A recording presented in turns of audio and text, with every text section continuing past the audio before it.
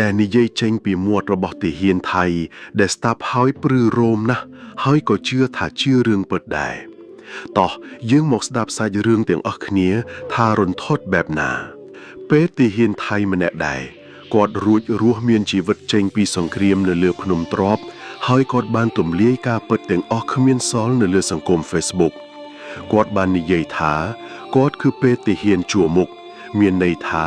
គាត់ជាពេទ្យព្យាបាលទាហានរងរបួសនៅជួរមុខពេលនោះមានទាហានថៃជាច្រើនបានបុកសម្រុកវាយដណ្ដើមយកភ្នំទ្របស្រាប់តែ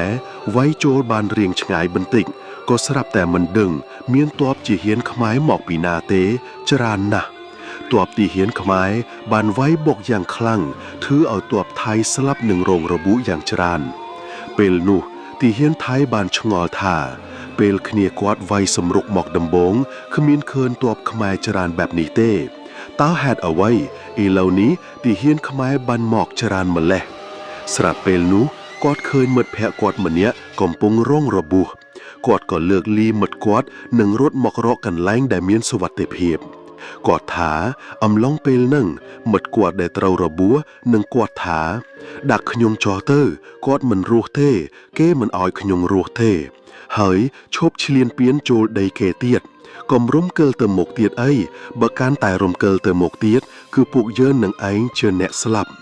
មិត្តគាត់ដែលរងរបួសគាត់ថាគាត់បានឃើញកងទ័ពស្រមោលខ្មៅច្រើនណាស់ចូលមកប្រយុទ្ធជាមួយនឹងទាហានថៃ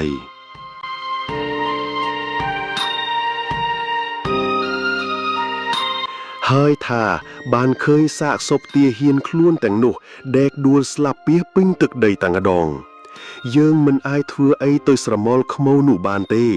ឆាប់ដកថយបើមិនចង់ស្លាប់ហើយបានបន្ថែមទៀតថារាល់សាកសពទាំងអស់នឹងមិនមាននរណាម្នាក់យកសាកសពទាំងអស់នឹង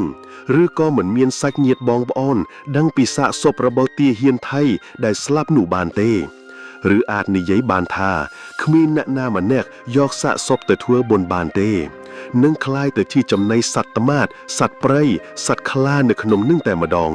ហើយគាត់ក៏បញ្ជាក់ទៀតថាទាហានខ្មែរយើងនឹងគឺមានភាពអង់អាចក្លាហានមានឆន្ទៈខ្ពស់នៅក្នុងការការពារបូរណភាពទឹកដីរបស់គេណាអ៊ីចឹងកុំឈ្លានពានចូលដីគេកុំរំកិលទៅមុខទៀតព្រោះកាលណាកាន់តែរំកិលទៀតថានឹងមិនមានជីវិតចេញរត់ឬរត់រួចខ្លួនឡើយពេលនោះមិត្តគាត់ក៏ដាច់ខ្យល់ស្លាប់បាត់ទៅគាត់នឹងគ្នាគាត់ក៏ដកថយមកជំរុំវិញពេលនោះហើយដែលកម្ពុជាដណ្ដើមទឹកដីភ្នំទ្របមកកាន់កាប់ពេញសិទ្ធ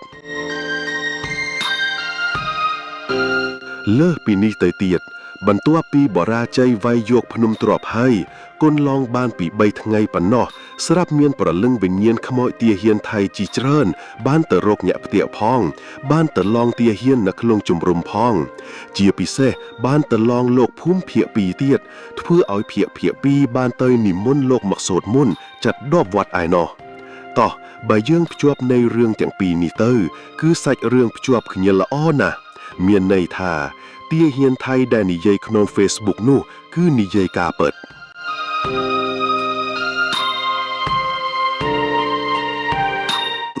ឥឡូវយើងមកវែកនិយាយអំពីស្រមោលខ្មៅវិញម្ដងខ្ញុំមាន3ចំណុចដែលវាអាចទៅរួចបងប្អូនស្ដាប់ហើយខមមិនម្នាក់មួយមកថាយល់ដូចខ្ញុំនិយាយអត់ទី1ស្រមោលខ្មៅដែលមកសម្រាប់ទ័ពសៀមនោះគឺជាកងទ័ពរបស់លោកតាខ្លាំងមឿងព្រោះសាច់រឿងរបស់គាត់មុននឹងគាត់បូជាជីវិតគាត់និយាយថាបើមានភ្នែកបន្ទោសំលេងផ្គរលាន់ចូលលើកទ័ពវាយទ័ពសៀមចុះគាត់នឹងនាំទ័ពខ្មោចមកជួយប៉ុន្តែនៅថ្ងៃដែរថៃលើកទ័ពបុកសម្រុកមកលើភ្នំទ្របនោះបងប្អូនខ្មែរជាច្រើនបានថប់ជាប់ភ្នែកបន្ទោចេញពីទិសភ្នំទ្របនោះឯងនេះក៏ជារឿងអាចទៅរួចផងដែរដែលលោកតាមឿងលើកទ័ពមកជួយ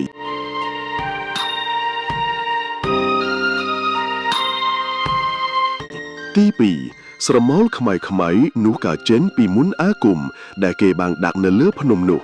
មានន័យថាទ័ពថៃត្រូវជាប់អាថ័ន្តនៅលើភ្នំទ្របនោះដែលដាក់ដោយបុព្វបុរសខ្មែរយើងពីចំនួនមុន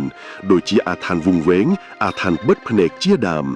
បងប្អូនមានចាំអត់ទាហានម្នាក់ដែលរួមមានជីវិតនិយាយថាពេលបុកវាយសម្រុកដំបងឃើញទ័ពខ្មែរតិចតួចទេស្រាប់តែមកដល់លើភ្នំមានទ័ពខ្មែរជាច្រើនមិនដឹងមកពីណានោះទេច្រើនណាស់ធ្វើឲ្យទ័ពថៃទប់មិនជាប់ទេក៏ដកថយទៅវិញទៅត្រង់នេះខ្ញុំគិតថាជាអាថ័ន្តបិទភ្នែកដែលធ្វើឲ្យទាហានថៃមើលឃើញទ័ពខ្មែរតិចឬមើលមិនឃើញទ័ពខ្មែរដែលការពារនៅទីនោះ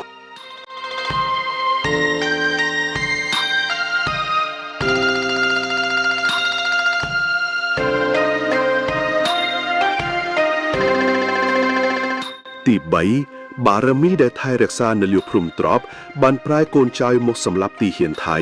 ហេតុអីបានខ្ញុំថាបារមីពីព្រោះថា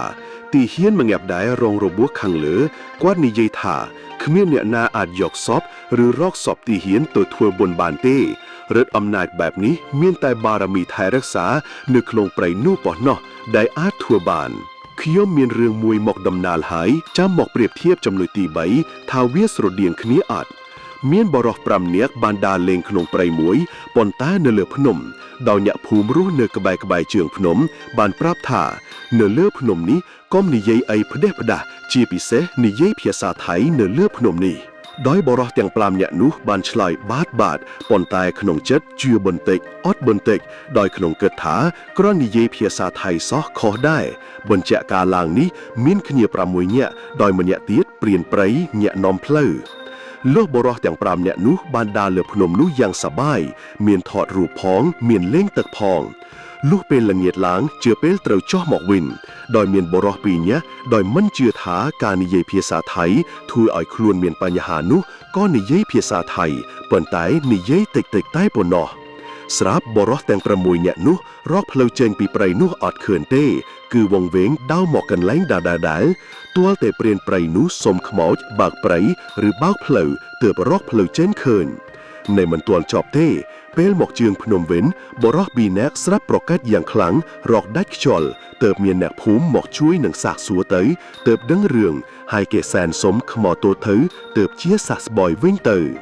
នេះបញ្ជាក់ថាបារមីក៏ដូចជាបុព្វបុរសខ្មែរមិនចូលចិត្តជនជាតិថៃនោះទេ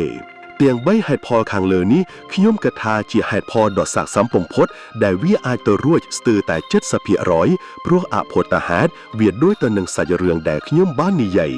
ចុះបងប្អូនយល់ដូចខ្ញុំដែរទេសូមខមមិនខាងក្រោមសរុបសេចក្តីមកទោះសម័យជឿនលឿនទំនើបសម្បូរទៅបច្ចេកវិទ្យាក៏ដោយប៉ុន្តែអាពីជំនឿមិនទាន់សាបរលាបទៅណាឡើយជាពិសេសនៅក្នុងព្រៃគឺជាតំបន់មួយដែលមិនអាចលេងសើចនោះព្រោះជាតំបន់របស់គេនៅផ្ទះនៅស្រុកភូមិយើងវាកន្លែងนั้นតំបន់យើងប៉ុន្តែបើដើរនៅព្រៃគឺជាតំបន់គេវឹងហើយបើនិយាយមិនស្រួលធ្វើមិនស្រួលច្បាស់ណាស់ជីវិតអ្នកនឹងចោលក្នុងព្រៃនោះឯងជាចុងក្រោយប្រសិនបើមិនជឿសូមកុំប្រមាថ